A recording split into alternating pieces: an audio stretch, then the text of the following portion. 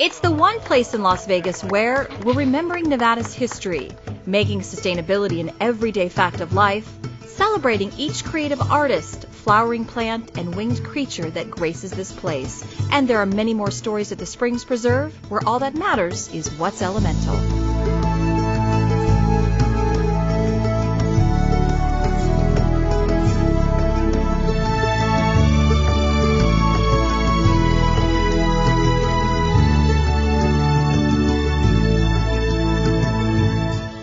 According to Mark Twain, history doesn't repeat itself, but it does rhyme.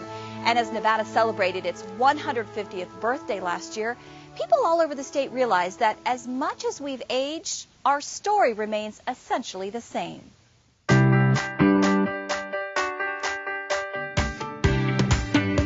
Like so many great Nevada endeavors, the sesquicentennial planning began with a few people who had a big idea. Then it grew and grew and grew. I still recall coming into that small room and there was like 6 or 7 of us and we're like, how are we going to get this done? And then we set this goal to have 150 events or 100 events statewide, and we thought there is just no possible way that we're going to be able to hit this goal. That is a lot of events. And we ended up doing over 500 events. And I was just remarking that, the sesquicentennial ended last year, and here we are still talking about it. So it's the gift that keeps on giving. Although the official activities were beginning to end with the unveiling of a new and improved historical marker at the Springs Preserve, where the Las Vegas story and name originated. Well, I think this is one of the most sacred and special historical sites in the state. I mean, this is the place where the Native Americans came because of the water rising up out of the ground. The pioneers came through here, and this was their place where they stopped to be able to survive as they traveled on the old Spanish Trail. And it was a source of sustenance for this community when it was first developed. And so it's something important that we recognize, and as visitors come here, that's what's special about the sign behind me, so people can read and know the story of the meadows. Thanks to the Nevada 150 Commission, YESCO, and many community partners, 116 of the state's historical markers are being updated and beautified in battle-born blue and receiving the governor's enthusiastic seal of approval as a message for the ages. I'm a proud Nevadan, and I love our history, and it's important that not only those of us who live in Nevada, but the people who come to Nevada can see the history and can live the history. And perhaps a marker will mark a place that, there's nothing left, but it will tell the story that people were once here, that it was a vibrant place, that it was a sacred place, all of that. So it's really important, I believe, that we preserve our history so that we can be good stewards of the future. The power of the Springs Preserve is a geographical crossroads where people of vision converge with traditions and innovations is now boldly on display in the exhibit called Hot, Dry, and Inked, that draws literal and visual links between tattoo arts and artists, ancient, modern, and ahead of their time.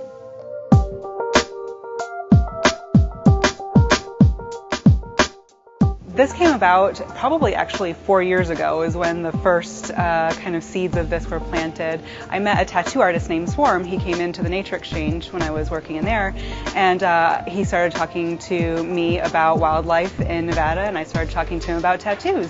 And from there we kind of had conversations about art and the Nevada landscape. And as the concept became a reality, it was guided by an idea that's in keeping with the mission of the preserve, but is also as unexpected as the iconoclastic tattoo culture. And because the Mojave Desert is such an important part of what we like to teach people about at the Springs Preserve, we decided to make all of the art, in this art show, Mojave Desert related art. Well, what was interesting to me is this idea that a lot of modern Western tattoo art is based on the sea. So ships and nautical stars and mermaids and all of these heavy influences from the very important part that tattooing plays in nautical history. Which still offers links to the influential images of its famous creators for young artists who value the past and still study it today. I like traditional tattoos, so I'm always going to go with roses and just classic stuff like that, because it's not going to go out of style. It's going to be more timeless. In 20 years, you can't tell what year you got it done in. But ink has left its mark even on land-linked peoples like those who have inhabited our own desert sea. The Mojave and Paiute people of the Mojave Desert and the Great Basin Desert have very important traditions in terms of tattooing, particularly on the face and particularly women's facial tattoos as well. So I worked with our archaeologist Nathan Harper. He researched a lot of that background and was able to provide some great interpretive information for us for the exhibit, kind of the methods, the meanings behind native tattooing art here in the Mojave Desert. Methods, meanings, and media that are now being honored and reimagined by the next generation of Las Vegas tattoo artists. Personally, I'm like a huge fan of the desert. Spend a lot of time in and out of it, and I think it's cool for, you know, people that are accustomed to seeing our one specific type of artwork that's just tattooing to see us jump to another medium and see how passionate everybody is and how talented they really all are in all of their mediums, you know, so from acrylic to watercolor to spray paint, you know, and everything. But perhaps the most radical departure from conventional tattoo practices was the artistic collaboration that produced the exhibit's signature mural. To me, one of the most special parts of this exhibit is the mural that we created right on the wall here. Most tattoo artists work in isolation, but here we got together several artists who worked on one mural piece all together at the same time. It took them 4.5 hours, and they worked together like it was a ballet. They worked together so smoothly and so gracefully. Totally spontaneous. I mean, we had like a rough little illustration, just an outline. It's like kind of almost western-y kind of feel to a frame. Just hold the little image together. And then Tyson is a super strong illustrator, and he's like real into cactus now too. So we just had him come up with his own little like Mojave Desert kind of plant collage. And then at the last minute, we just decided we need water. So that's why we're all here. So I just started drawing the water on just loosely and just made that happen. So. Whether or not you've personally been inked, we think these diverse works will make an impression on you with their possible links to humanity's family tree, lost healing arts, and the mysterious hereafter. Join us for a voyage on the high seas, if you dare, during our Pirates, Myth, and Merriment shows every weekend through November 29th at 11 a.m. and 1 p.m. And then explore the lost and found undersea world of Odyssey's Shipwreck, Pirates and Treasure exhibit, open through January 31st. For more information, visit our website at springspreserve.org. Southern Nevada's autumn growing season is as eagerly awaited as the return of fall football, both promising cooler weather, victories, and some heartbreaks. And whether on the gridiron or in the garden, the emergence of the most valuable players and plants.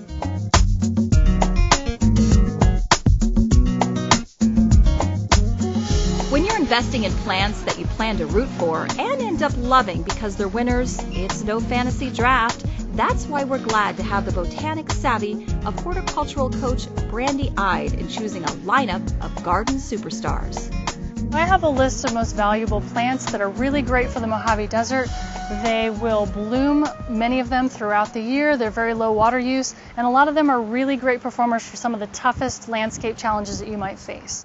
Beginning with a franchise quarterback for your landscape that stands tall and has a lot of arms and is a bit of a showboat. So for trees, the desert willow is a great performer. It's going to be multi-branched, it takes full sun exposures, and it blooms pretty much throughout the entire warm months of the year. So it's a great performer. It draws a lot of pollinators, seasonal litter. It will be deciduous in the cold winters, but again, pretty low water use, and beautiful throughout the warm months with blooms in white, lavender, pink, and hot pink. So a very stunning plant overall. No team would be complete without these two-stepping Texas tight ends that only score when it matters the most. Some of the Texas sage, Texas Rangers are a great one. They're going to bloom in the humid season. So in the summer months, we'll get sporadic blooming in colors of white, blue, pink, lavender. It's a fantastic one, again, for those hard, sunny exposures with reflected heat. So maybe where you haven't been able to manage to get plants to grow elsewhere. It will also tolerate some shade, but maybe not be as prolific a bloomer. And there's a really wide variation in size there. You can get plants that are 3 feet tall to 8 feet tall and wide. So really just make sure you select the proper plant for placement with those. Then there's the kicker that can sometimes wither when the opposing forces try to freeze it, or deliver with flying colors when the game is on the line. For another shrub, Tacoma or the yellow bells also comes in blooming colors of orange, reds, and every shade in between. It's a little bit more frost sensitive, so you want to be sure that you put it in a little bit more of a protected place. It will often die back and drop leaves in winter, but come back in full force in the springtime. Again, blooming throughout most of the warm months and takes that full sun exposure, fairly low water use, great for pollinators. It's a beautiful plant that again comes in a range of sizes from 5 feet to maybe 15 feet or more depending on which plant you select. There are so many members of the defensive line that they may seem interchangeable until they stop you cold in a rush with their eye-catching shapes and sizes. There are many, many yuccas that perform well here. They will bloom in the warmer months with a nice white bellflower attracting a lot of pollinators. And again, you can find these in a very small stature of up to 1 foot by many, many dozens of feet tall. Down and dirty and prickly in the trenches is the offensive line that's essential for the success of the desert garden. There are a number of cacti that perform very well. Of course, all of the native cacti are well adapted here, but depending on what your nurseries have, some of them will tolerate full blazing sun and others will require a little bit of shade in our summer hot months. So just make sure that you choose the right plant for the right place and be aware if some of these are spiny, you might not want to place them right in high traffic areas. These role players on the special teams are the most likely to make your garden highlight reel with flashes of brilliant colors and dazzling moves. Penstemon are a great choice for wildflowers and perennials. So many of these species will perform very well either in full sun conditions or part shade with a variety of colors primarily through the warmer months. So make sure that your species is site located according to what its particular needs are. With this list of top picks, you're as ready as you're ever going to be to scout around for the best prospects and score with some of these garden MVPs. Some of our most visible creatures that are also lively signs of the season have come under the watchful eye of the Red Rock Audubon Society, who have birds on the brain in the best possible way.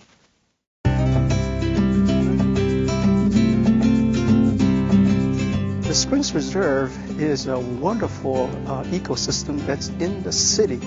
So when people want to experience the wildlife in southern Nevada, they don't have to go very far. Every second Wednesday morning, anyone can join the Audubon Society's bird walks through the preserve. We have no set trail or path that we go. It just kind of depends how the birds pretty much lead us to where we're going to go.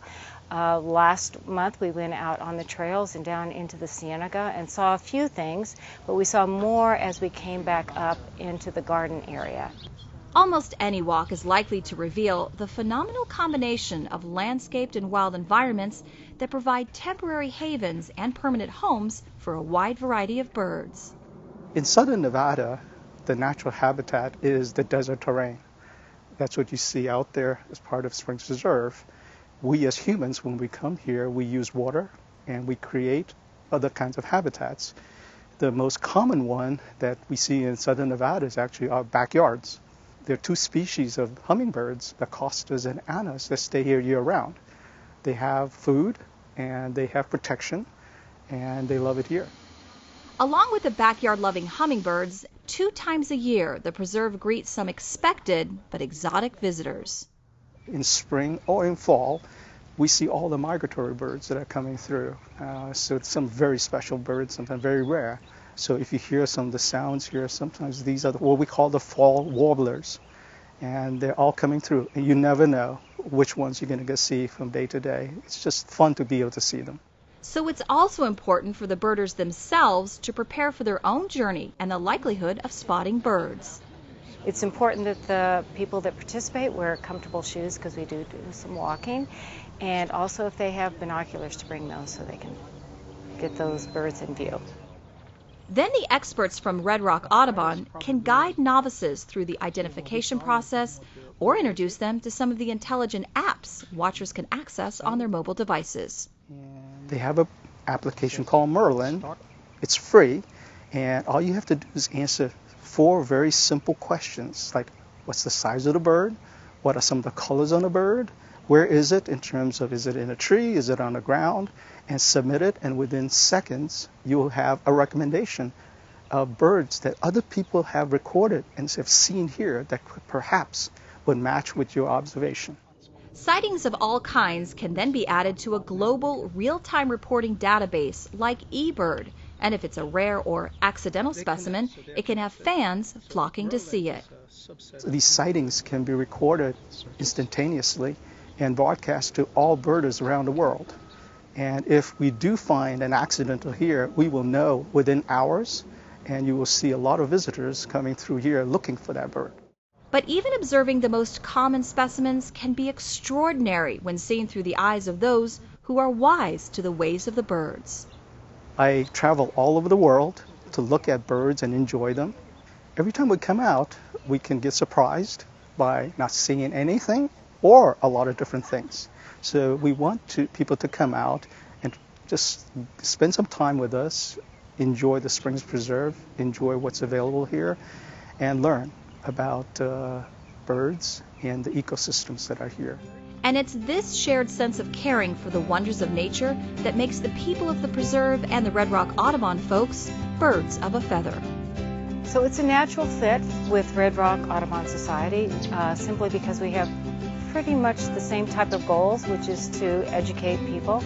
Also, it's to conserve and just be aware and appreciative of what we have here. Learning from each other is going to be a great partnership. Why not follow the call of the wild bird along with the eager birders from the Red Rock Audubon Society, who won't be far behind, searching for the best nests and perches and ponds all over the preserve. For more information, visit our website at springspreserve.org. In a city that has cornered the market on staging stellar events, we think the Springs Preserve really distinguishes itself as a setting to party and meet while taking in the beauty of this natural and cultural landscape.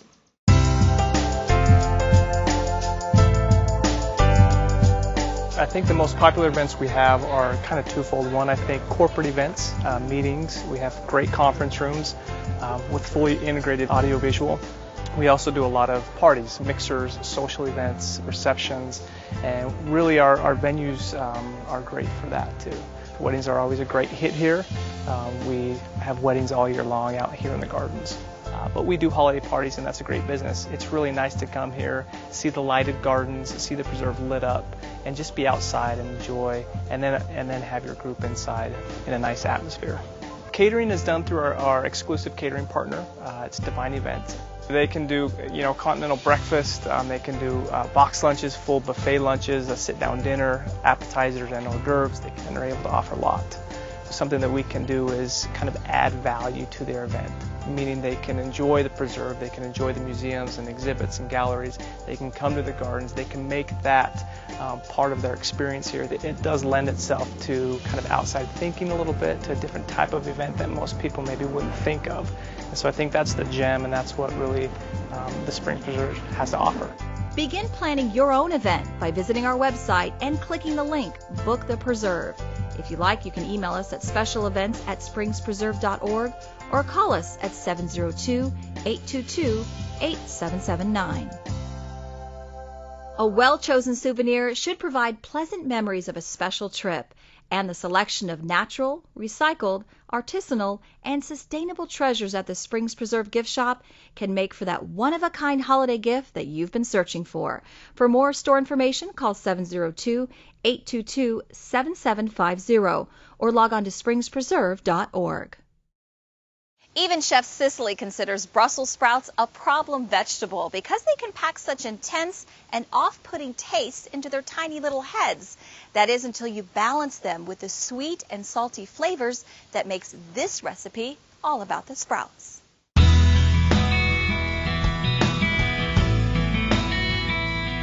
Howdy folks, my name is Chef Cicely and I'm joining you today from the Divine Cafe in the Springs Preserve in Las Vegas. Things are starting to chill out here as the winter season sets in, so it's time to talk about everybody's favorite, best, worst friend, the Brussels sprout. Now this is a vegetable enemy of mine, and I have few, and they're few and far between. But no matter what I've done to this cute little wonderful miniature cabbage, I can't seem to get it to taste the way that I want it to taste, and I can't seem to enjoy the flavors that I get out of it. So rather than dismiss it, I've decided to take it on and see what I can do or what I can learn about the Brussels sprout to actually accentuate the flavors and the good properties it has, because there are many. It has a lot of strong aromas, it has a lot of strong flavor, it has great color, it has great texture, it has great crunch, all these wonderful things, but there's just something about a way that it sits in my mouth that I wanted to learn more about to see what I could do. Kale, cabbage, Brussels sprouts, broccoli, all in the same family of the mustard family. And the mustard family tastes exactly the way that you think it would. It's pungent, it's strong, it's astringent. And so it's no wonder that a tiny little Brussels sprout bud would have the concentrated flavor, the concentrated pungency, the concentrated astringency of a cabbage. So how can we make something with so many good properties really delicious amidst its astringency and amidst its bitterness? Rather than drown it in cream or bacon grease or other types of things that maybe cut through the bitterness, we're going to complement it. So we're going to bring those flavors out more and accent them with something opposite or complementary. So the other things I'm going to put with our winter stock vegetable include pears, candied pecans, and Romano cheese, and a touch of salt. What we're going to do today with our candied pecans is take them and combine them with our Brussels sprouts. So I've got a bunch of Brussels sprouts here. All I'm going to do is something very simple. I'm going to quarter them. And the reason I'm going to quarter them rather than roast them whole is because that most concentrated flavor is right in the stem. So I want to expose that so I can release some of the aromatics, some of the bitter flavors, so that when I do roast them, they combine nice and easy with the other flavors, the other things I've got going on. So I'm going to take these Brussels sprouts, I'm exposing the bitter core.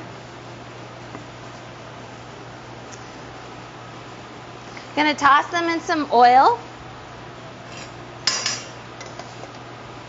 Just a little bit, not because they need any more moisture. Again, I cut them in half to try and get the moisture out, but I'm putting some oil on them so that those outer leaves get nice and crispy and they caramelize to a nice even brown.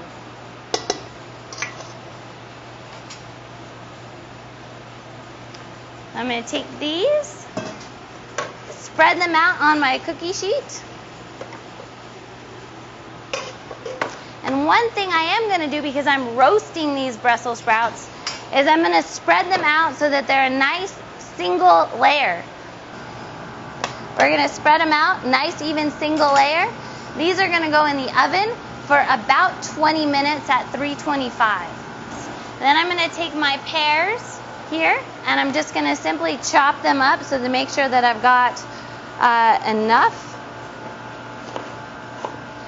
And I quartered my Brussels sprouts. So what I want to do with the pears is actually chop them in a manner that is going to be about the same size as my Brussels sprout quarters, so that when the flavors land in my mouth, it's like I'm going to get this nice little sandwich of sweet, bitter, and when I mix it all at the end,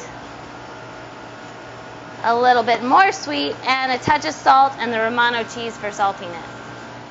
So it's been about 20 minutes, and what you can see here in these Brussels sprouts is that the inside is nice and soft.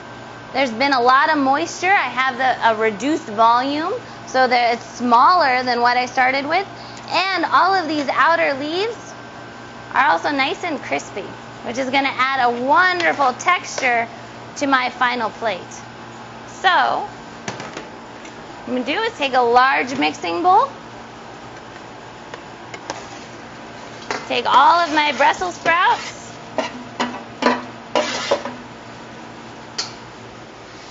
my pears.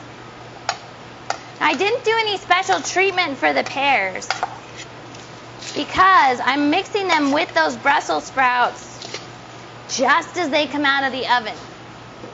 And just as they come out of the oven, the heat from the Brussels sprouts is actually going to slightly steam the pears and draw off their juices. Adding in my candied pecan. And last but not least, some Romano cheese to mix all through the entire dish. But I'm going to reserve some and put that on for plating on the side.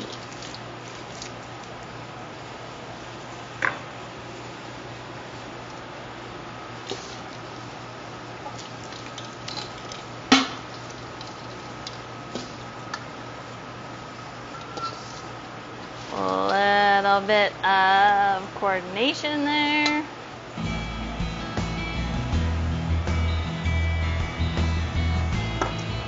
And folks, here you have it, roasted Brussels sprouts with candied pecans and pears. A wonderful way to enjoy a winter stock vegetable that might otherwise be disregarded because it's just a little too bitter. All we have to do is add a little bit of sweetness. My name's Chef Cicely, again joining you here from the Divine Cafe at the Springs Preserve in Las Vegas. We hope to see you here. You too can come cook with Chef Cicely by signing up for Divine Cafe's Holiday Entertaining Class that will give you hands-on experiences with our recipes and techniques. There's more information and a link to the registration website at springspreserve.org. There's a lot more to discover, so join us next time here at the Springs Preserve, where every day we're marking time by making memories for people with shared yet exceptional talents and passions. And that brings new life to Las Vegas.